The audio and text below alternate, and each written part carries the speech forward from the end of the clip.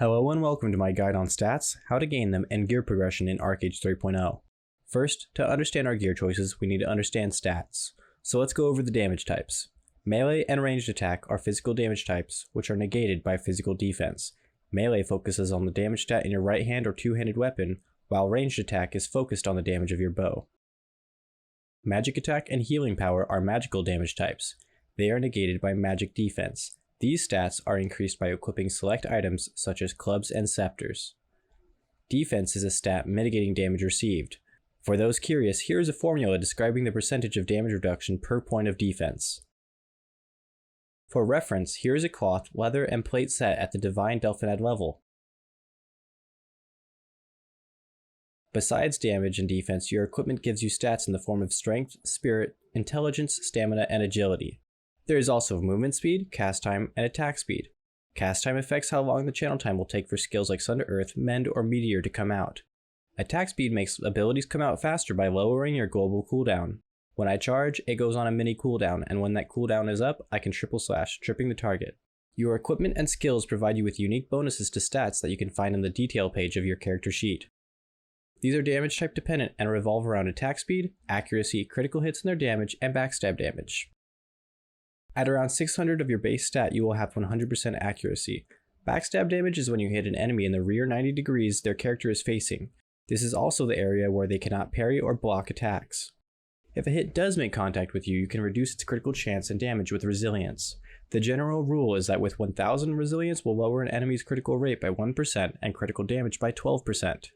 There is also the toughness stat, giving a fixed reduction. It follows the same mitigation calculation as defense. For further reduction, you can prevent the attack from happening at all by facing the enemy and blocking, parrying, or evading. This is a chance occurrence when attacked. You can increase the chance of this by gemming special gems in your gloves. To help your gearing decision, here is some info on armor sets. Armor should be worn in complete sets like 7 pieces of cloth, leather, or plate. Crafted gear is strong when built into a 4 or 7 set. For example, it's popular for melee DPS to build a 4-piece leather set of flame and have the 3 remaining pieces obsidian leather. The first effect given is the 4-piece set effect, while the second effect is the 7-piece effect. Obsidian equipment is unique as they provide stamina and equip effects. This makes you very tanky over your crafted counterparts. Obsidian gear is made from the wisps you get from salvaged crafted gear over the tier of Illustrious. Tier 4 and above for Obsidian, you have to make choices on what equip effects you want for your gear. Unfortunately, there is no Obsidian waist or wrist, so you will have to make up for it with items like the Serpentis guards and the Crimson Rift telekinesis belt. There are 3 ways to gear your main hand weapon. That is dual wield, two-handed, or shield. Your bow is an independent weapon slot. Your weapons give you a special ability on attack or when attacked. For example, a popular weapon is a katana because it gives you an increased chance to critical hit, independent of your stats. As a dual wield player, you can mix and match the effects. For Mage, Healer, and Archer, it's a little different. You want the added bonuses that Obsidian gives your main hands, like how Katana gives decreased cast time and how Daggers increase ranged critical damage. Okay, so what should we do to progress in the game? The first 2 weeks of the game will have no Auroria, which means no Auroria gear, no Serpentis gear, no Obsidian gear, and especially no regrades. So we need to figure out how to get higher grade equipment than our opponents without regrading. First, level to 50 and pick up the questing gear provided from Sono, Haichi, Gennaro, Ushram, then Rothram. Now level archery to 45 and get a friend. Glitch Greater Howling Abyss or GHA by killing the minimum amount of mobs between each boss and then shooting missile rain at the boss, running away as you cast to let the wall close and the friend hit the boss with AoE. Try to get a complete set of GHA armor. As a mage or a healer, you should pick up the cloth pieces until you have a full set. Melees and archers should pick up the leather set.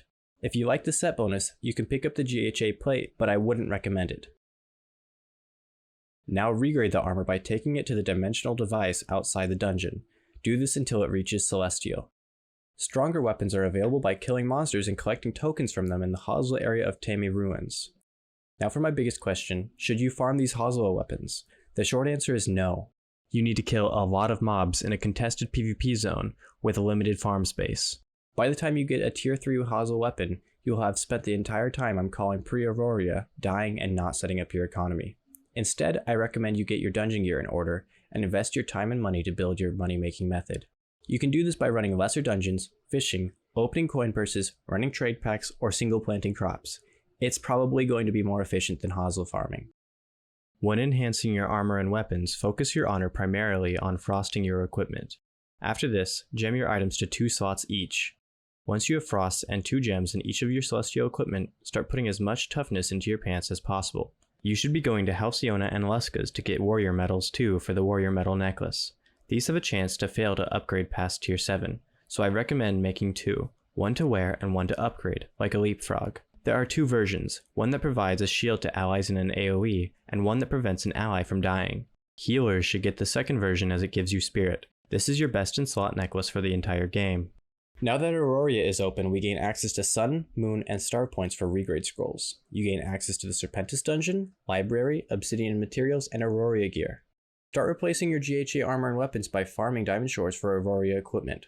Whenever possible, join a raid group to do the Serpentis dungeon in Exilok. Farm 1 complete Serpentis set and you can craft the Serpentis sleeves. Healers will get their best in slot earring here, Carmilla's Memory. While farming these equipment, you should be focusing your gold on getting a Divine Obsidian main hand weapon. If no Divine Obsidian tier 1s are available in the auction house for a reasonable price, regrade Serpentis weapons to Celestial to hold you over. After this, start replacing your Serpentis and Auroria armor with Obsidian. Start by buying illustrious armor that people will be selling for cheap and break them down for wisps. If one wisp is cheaper than one illustrious, buy the wisp.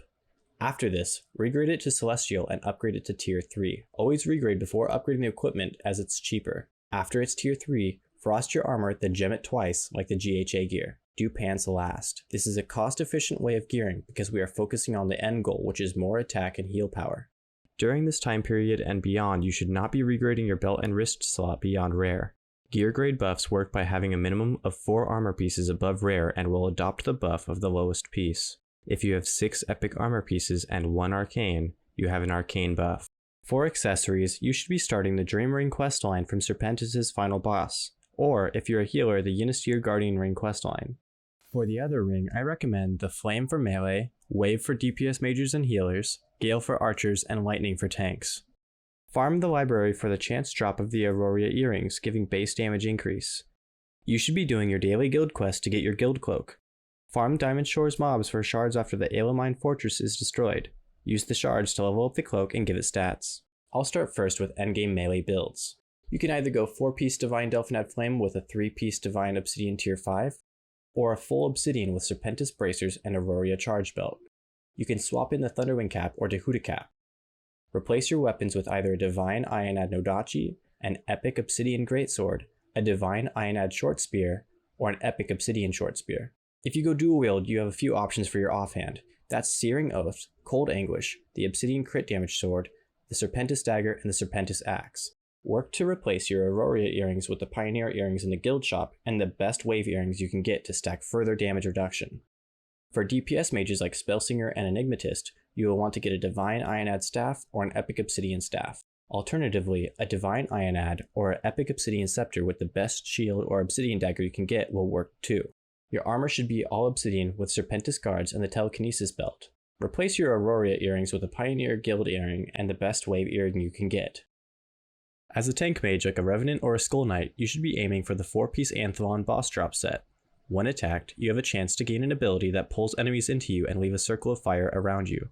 Eventually, you will want hood, chest, boots, and gloves as Anthelon with Obsidian pants. For guards, you will want the Serpentis Guards, Shadow Warrior Shadows, and the Telekinesis Belt, Cruel Glory Sash. Any remaining pieces you get should be Obsidian. Your weapon should be an Epic Obsidian Scepter paired with a shield. Your best in slot earrings will be the Auroria Library Questline earring and the best wave earrings you can buy. For healers, you have 2 gearing options, Ode and a more balanced approach. Ode to Recovery is a skill providing healing to all allies in an AoE, so it's best when performed by the person with the most healing power in the raid. If a player with a lower healing power plays the skill, they risk negating the healing done by the original Ode. For this reason, the Ode is focused on stacking high heal power with the Great Club. All other healers should be running a Divine Ionad Club or an Epic Obsidian Club. Pair the club with a shield to enhance your survivability. Equip full Obsidian to have enough stamina to survive the fight, as you will be the main target of enemy DPS. Your waist should be the Cruel Glory Sash, and your wrist should be the Mage Serpentis Guards, Shadow Warrior's Shadows. Your best in slot earrings will be the Carmilla's Memory, and your necklace will be the Dire Necklace. Replace your rings with the Ynastir Guardian Questline Ring and the Delphinid Wave Ring for decreased cast time. For archers, your damage is dependent on your bow, but your main hand weapons are critical to you dealing damage. For this, I recommend a legendary Obsidian bow at the minimum and 2 divine Obsidian daggers for your main hand slots. As for armor, you should go either Gale, Squall, or full Obsidian set. If you go Obsidian, you can also get the Thunderwing cap, providing further crit rate and stacking on your already fast movement speed. Your best in slot accessories will be the Dream Ring, the Pioneer Guild Earring, the Gale Ring, and the Wave Earring. Again, for all of these you should be replacing piece by piece and regrading your old equipment when you have that new equipment. I hope this helped, and if you have any questions, feel free to reach out to me in the comments below or at my Discord, I Poo the iPod.